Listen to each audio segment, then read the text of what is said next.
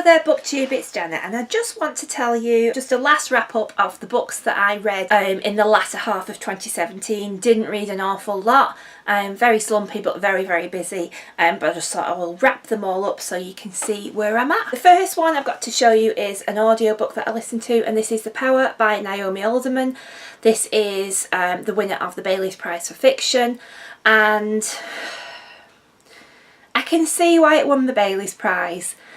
I liked it, but I didn't love it. It was okay. I loved the concept of it, and basically it tips the world on its head, where women have the power that men have had historically throughout history, and basically that they have more physical strength than the men, because the women have developed this strange power where they can almost electrocute men by touch alone, and they can either kill them or severely cripple them and hurt them. And so they use this to assert authority over the men. I liked it. I enjoyed the concept of it. It raised a lot of questions and a lot of debate. I just found it at points a little bit ploddy, but I'm glad I read it. It was okay. The next one I've got to tell you about is another audiobook, and this is A History of Britain in 21 Women by Jenny Murray, and this was read by Jenny Murray herself. I really enjoyed this actually. It was very not too in-depth, not too it was succinct, to the point, and good reasons why Jenny thinks that these women were quite influential in shaping the history of this country. There were things that I knew about already, but there were also things about some women that I didn't know anything about at all. There was an really interesting chapter on Fanny Burney, which you need to definitely read if you can, and certainly you will need to grit your teeth when you read some parts of that. So I really enjoyed it. It was to the point. There was some controversial figures in there. There's a chapter on Margaret Thatcher, love her or hate her. Jenny does make a valid point that she did shape the history of this country. So it was really well read by Jenny. I really enjoyed it actually, and it was very good. Yeah, and I recommend it actually as the audiobook read by Jenny herself. Next, I've read the graphic novel Bloodstain Volume 3 by Linda Sedgwick. I love this series. It's just all about this supposed mad scientist, Dr. Vladstein, as you can see on the front, and his assistant, who has sort of taken the job in desperation and still is a little bit befuddled about what she's actually doing there, and is often confused about what Dr. Vlad is actually researching into, and is it all okay or is it a little bit on the darker side. It's quite funny, it's quite humorous and tongue-in-cheek, and yeah, I really like it. The next one I've got to show you is Rest in Pieces, and this is by Bess Lovejoy. And this, again, I do have this morbid curiosity, but it just tells you all about different things that have happened to bodies over the years, but famous bodies. So you'll have things like what happened to Dorothy Parker, whose cremains were never actually picked up from the crematorium and left there for years and years and years.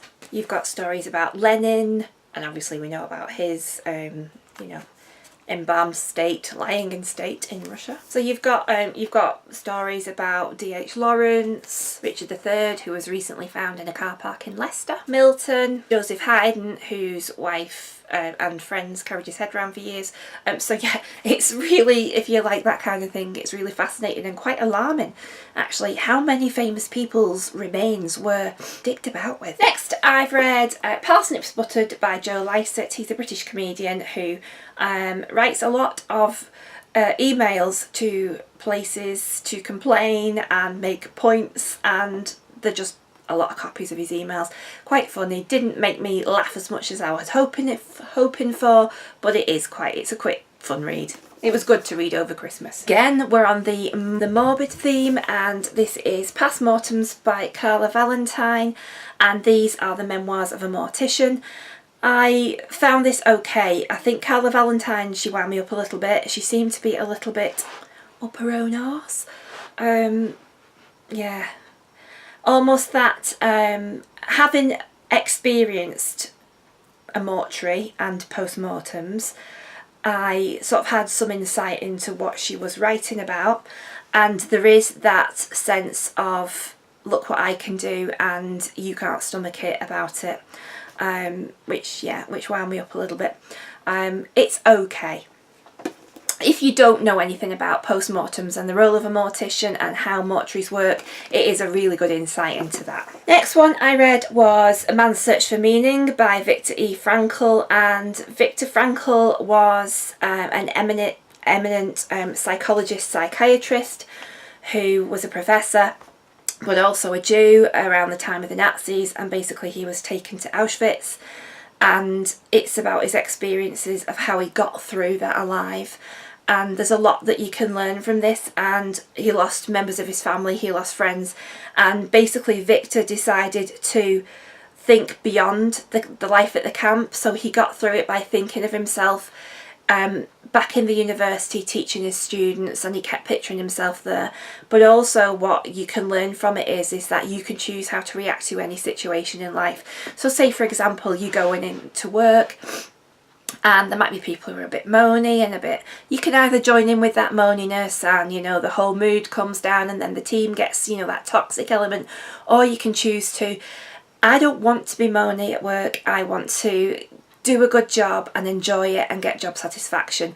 So it's those sorts of things, you know, you have that choice every day in your life on how you choose to behave or react or embrace the situation that comes your way. So it's only a quick read, but it's very profound and there's a lot to be learned from it. And the final one I've got to show you is The Break by Marian Keyes. This is the latest novel by Marian Keyes. I've read every single book that Marian Keyes has written.